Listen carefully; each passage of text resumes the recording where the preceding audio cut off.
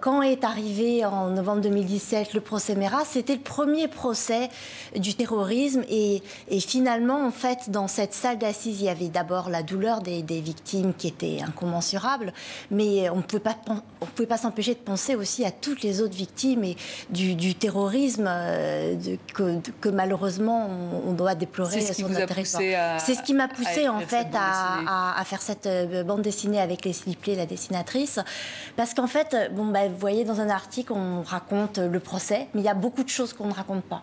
Et ce qu'on ne raconte pas, notamment, c'est tous ces questionnements qu'on a eu tous en tant que journalistes sur comment on parle du terrorisme, comment on évoque l'horreur, comment on évoque ces tragédies. Donc, en tant que journaliste, mais aussi en tant que parent, comment on en parle à nos enfants, comment parler de ce qui peut paraître irracontable et ce que nous-mêmes, on a du mal à comprendre. Et c'est vrai que le procès Merah, c'est l'histoire d'une famille, voilà, ils sont nés en France, c'est le premier, enfin pas le premier cas, mais c'est en tout cas un exemple type de radicalisation, de djihadisme made in France. Et à chaque fois, ça nous interpelle. Donc ce procès permettait de rentrer dans les rouages de la radicalisation et d'essayer de comprendre.